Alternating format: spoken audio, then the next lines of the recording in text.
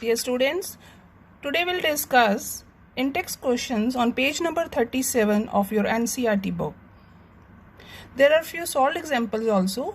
You please go through those solved ones and try to solve the back exercises also, all the numericals from this topic at the back in the back exercise. We'll discuss these 5 numericals. First one is calculate the mass percentage of benzene C6H6 and carbon tetrachloride CCl4 if 22 grams of benzene is dissolved in 122 grams of carbon tetrachloride. So what we have to find? We have to find mass percentage of benzene and CCl4, and the amount of benzene and CCl4 in grams is given to you. So let's see how to solve this. What is the formula of mass percentage? Mass percentage is mass of solute over mass of solution into 100. So given mass of benzene is 22 grams and of CCl4 is 122 grams. Mass of solution कितना हो जाएगा? दोनों को add करेंगे तो 144 grams. So this is very simple numerical. Mass percentage of benzene, that is C6H6, is 22 over 144. 22 is the mass given of benzene and 144 is the mass of solution which we have calculated into 100. It comes out to be 15.28%. Okay. To calculate the mass percentage of CCl4, we know total it is 100%. So we'll subtract 15.28 from 100 and we'll get the answer for CCl4 84.72%.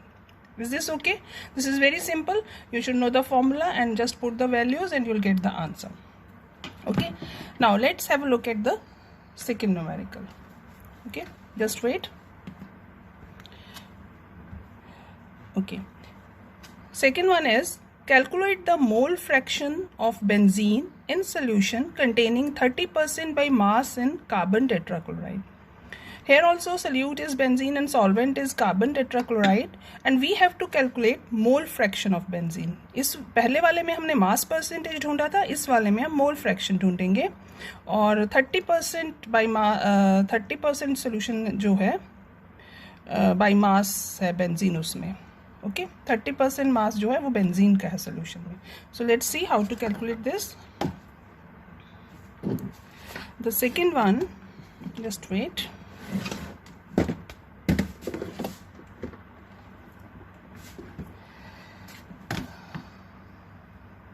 Okay, it is not visible. Let me make it visible. Second one. Now, is this okay? What we have to do, we have to calculate the mole fraction. What is mole fraction? What is the formula of mole fraction? It is number of moles of a component over total moles present in solution. Number of moles we can say of solute over total moles present in solution in this case. So let us assume that total mass of solution is 100 grams. 30% of it is benzene. तो 30% 100 grams का कितना हो जाएगा? 30 grams. Okay. और 70% क्या होगा? अगर 30% benzene है तो CCl4 कितना होगा? CCl4 ऑब्वियसली कितना होगा? CCl4 होगा 70%. तो 70 ग्राम्स जो है वो CCl4 है और 30 ग्राम्स बेंजीन है. ये तो आ गया मास, लेकिन हमें चाहिए मोल्स. उसके लिए हमें दोनों का मोलर मास चाहिए. मोलर मास बेंजीन का जब हम कैलकुलेट करते हैं C6H6 का, it comes out to be 78 grams. तो number of moles of C6H6 in 30 grams कितने हो जाएंगे? Given mass over molar mass 30/78. The answer is 0.385 moles. Okay. और मोलर मास CCl4 का अगर हम कैलकुलेट करेंगे, कार्बन का आपको पता है 12 होता है और क्लोरीन का 35.5. तो अगर इसको हम कैलकुलेट करेंगे तो वो आता है 154 grams. Okay. So number of moles of CCl4 in 70 grams में कितने मोल्स बनेंगे? 70 को 154 से डिवाइड करेंगे, यू विल गेट 0.455 मोल्स। तो 0.455 मोल्स हुए हमारे पास CCl4 के और 0.385 मोल्स हुए बेंजीन के। This is the simple for mole fraction, so we'll calculate the mole fraction for benzene. It is number of moles of benzene over total number of moles. दोनों को add कर देंगे CCl4 और उसका benzene के moles को, तो you'll get the answer 0.458. So this is the answer. This is the answer for mole fraction of benzene. तो फ्रैक्शन जो होती है उसको हम जैसे ये 0.458 है तो टोटल 1 तो उसमें से माइनस करेंगे। तो अगर CCl4 का पूछा जाए तो 1 में से इसको माइनस करेंगे बेंजीन वाले को, सो you will get the answer. In this case you will gate 0.542। इसमें वैसे बेंजीन का ही पूछा, लेकिन अगर कैलकुलेट करना हो, अगर पूछा जाए दूसरे का तो 1 में से माइनस कर देना, और अगर उसमें से पूछा जाए परसेंटेज तो हम 100 में से माइनस करते हैं। Is this clear? Okay, so will see which is the third numerical. Calculate the molarity. ठीक है, पहले में मास परसेंटेज था, दूसरे में मोल फ्रैक्शन था, अब आ गया molarity of each of the following substances. 30 grams of cobalt nitrate hexahydrate in 4.3 litres of solution. और दो पार्ट हैं इसके इस न्यूमेरिकल के। दूसरा है 30 ml of 0.5 molar sulphuric acid diluted to 500 ml। इसमें डाइल्यूशन किया गया, 30 ml से 500 ml बनाया गया। तो इन दोनों पार्ट्स को हम सॉल्व करते हैं।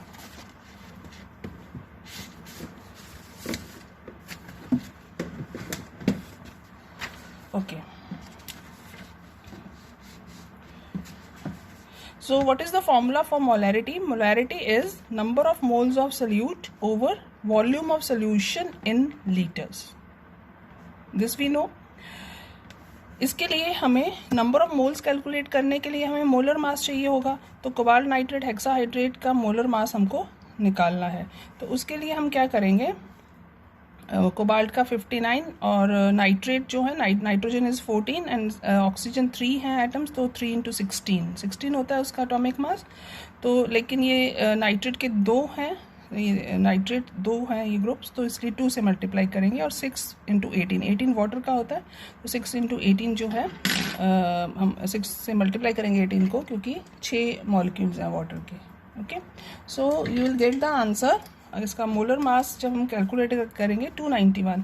ये कई जगह ना सॉल्ट उसमें न्यूमेरिकल्स मैंने देखा ये कुछ और निकाल रखा है। ये या तो इसको कोबाल्ट को कुछ और CO कैपिटल लिखा हुआ, I don't know, but actually it is cobalt and the 291 is the molar mass. Number of moles में लाने के लिए 30 गिवन मास है तो 30 को डिवाइड करेंगे 291 से, सो यू विल गेट 0.103 मोल्स। ये नंबर ऑफ मोल्स आ गए। मोलैरिटी क्या होती है? Number of moles over solution in volume of solution in litres. It is given 4.3 litres, so when will divide you will get the answer 0.023 molar. Okay, molarity समझ आ गई। उसके लिए आपको number of moles calculate करने हैं। Number of moles calculate करने के लिए आपको मोलर मास चाहिए, गिवन मास तो है ही, और मोलर मास आप एटॉमिक मासेस को सबको ऐड करके निकाल लेंगे और फिर गिवन मास से डिवाइड करके आपके पास नंबर ऑफ मोल्स आ जाएंगे। नंबर ऑफ मोल्स को वॉल्यूम इन लीटर्स के साथ डिवाइड कर देना, you will get the answer 0.103 moles. Okay,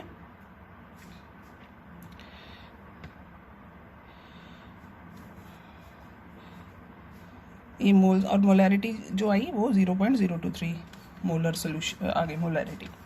B part में number of moles present in 1000 ml of 0.5 molar H2SO4 is equal to 0.5 moles. क्योंकि molarity 0.5 दे रखी है तो इसका मतलब कितने मोल्स प्रेजेंट है? 0.5 moles.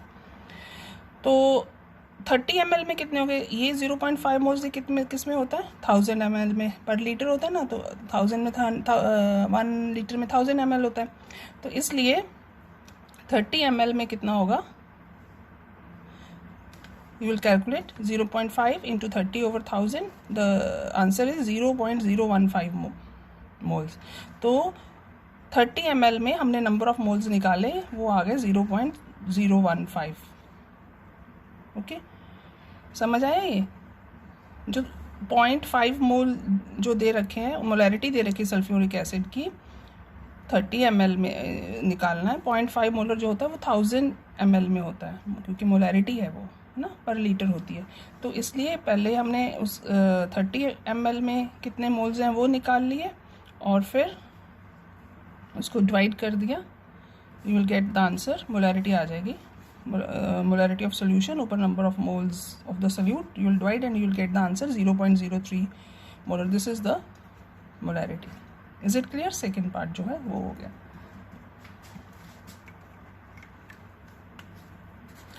Next numerical, which is the next numerical, let me see.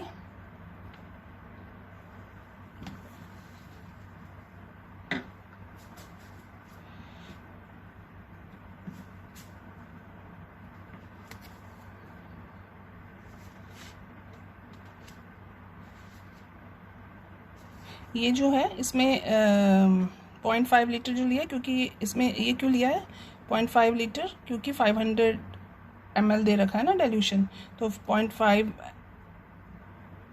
Litre means 500 ml litre में कन्वर्ट किया है। ठीक है, और भी मेथड्स हैं but this is simple one. Next, calculate the mass of urea, NH2CO NH2 is the formula, and इसका molar mass पहले ही निकाल लेते हैं, 60 की ज़रूरत पड़ेगी, तो ये इसको अगर कैलकुलेट करेंगे तो 60 ग्राम्स आता है। Required to make 2.5 kg of 0.25 molal LAL, molal aqueous solution है, ये ध्यान रखना, कंफ्यूज नहीं होना। ठीक है, मोलैरिटी और उसमें मोलैलिटी में, इसमें मोलल एक्वस सोल्यूशन दिया हुआ 0.25 और यूरिया दे रखा है 2.5 kg।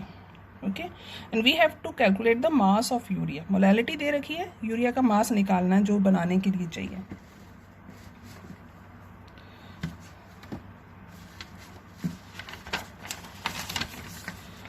fold so it becomes easy.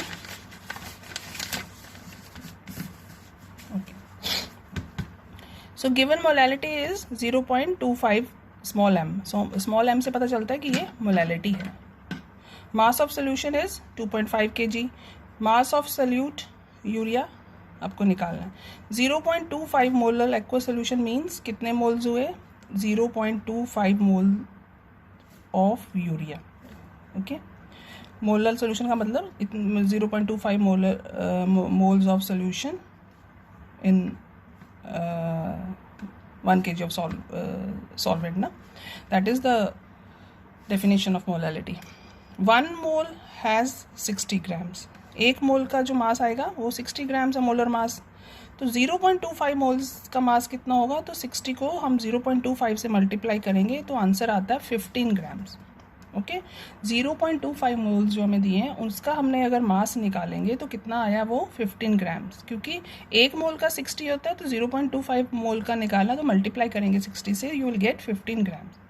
ठीक है, तो 15 ग्राम्स तो वो है सल्यूट हो गया, यूरिया सल्यूट है, और पर केजी मीन्स 1000 ग्राम्स उसका होता है सोल्यूशन का, सॉल्वेंट का, तो टोटल कितना आ गया 1015 grams. 1000 solvent, 15 solute, total 1015 grams. ठीक है, ग्राम्स है तो केजी में बनाएंगे तो 1000 से डिवाइड करेंगे, 1.015 kg हो गया। इसमें कितने यूरिया 15 ग्राम्स है, ये सोल्यूशन का हो गया वेट, तो 15 ग्राम्स यूरिया इसमें है। ठीक है, तो इतने केजी में 15 ग्राम्स है, तो 2.5 kg में कितना होगा वो आपको कैलकुलेट करना है, तो यूनिटरी मेथड से कर लेंगे। 15 डिवाइडेड बाई 1.015 इंटू 2.5, तो answer comes out to be 37 grams of urea is present in 2.5 kg। Is it clear? Molality से हम मास ऑफ सॉल्वेंट निकाल लेंगे।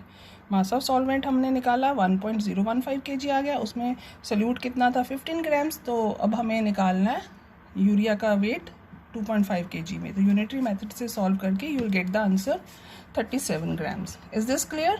आई hope there is no doubt. If you have any doubt in any numerical you can message me at my personal number and I'll explain you. Okay, the last numerical is calculate molality, molarity, mole fraction, तीनों निकालने हैं किसके, of Ki if the density of 20% mass by mass aqueous Ki is 1.202 grams per milliliter। इसमें molality mole fraction निकालना है। और इसमें क्या दे रखा है, मास बस नहीं दे रखा, वॉल्यूम नहीं दे रखा, इसमें डेंसिटी दे रखा है और 20% एक्वस सोल्यूशन है KI का, ठीक है। उसकी डेंसिटी दे रखी है 1.202 ग्राम्स पर millilitre. Is this clear? So let's calculate one by one.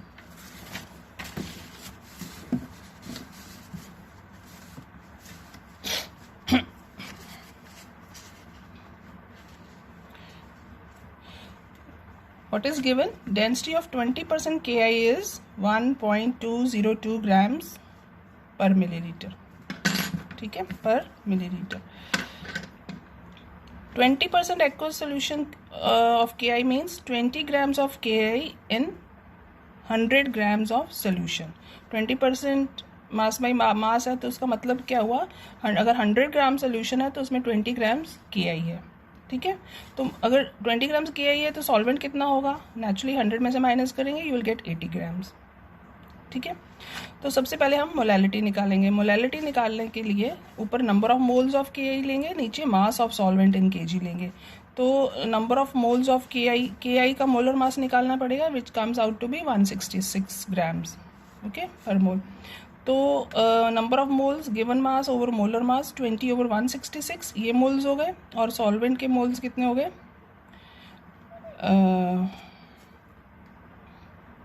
Solvent का वो मास कितना होगा सॉल्वेंट का, 80 ग्राम्स था, तो 80 को 1000 से डिवाइड करेंगे Kg बनाने के लिए, 80/1000, ठीक है, Kg।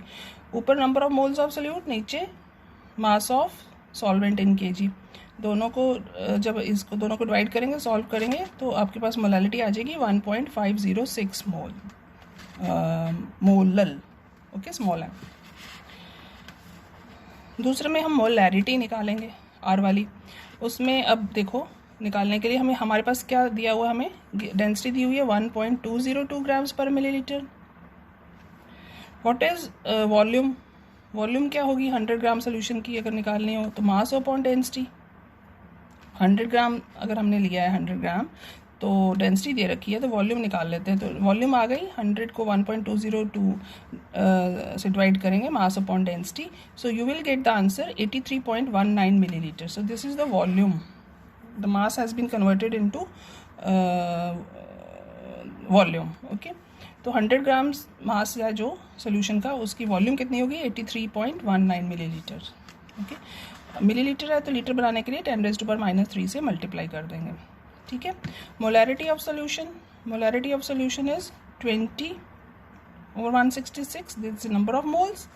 और नीचे वॉल्यूम इन लीटर होता है, तो वॉल्यूम है 83.19 वॉल्यूम ऑफ सोल्यूशन इंटू 10⁻³ तो ये सॉल्व करने के बाद 1.45 कैपिटल M मोलर सोल्यूशन आ गया, ठीक है। इसमें मोलैरिटी में हमने नीचे वॉल्यूम ली है इन लीटर्स सोल्यूशन की, और मोलैलिटी में हमने मास लिया था सॉल्वेंट का इन Kg। सी पार्ट में क्या पूछा गया है, मोल्स ऑफ Ki देखते हैं, मोल फ्रैक्शन निकालना है। मोल्स ऑफ Ki पता है 20/166, मोल्स ऑफ वाटर 80 है मास, 80 और 18 उसका मोलर मास होता है, तो 4.44 मोल्स आ गए।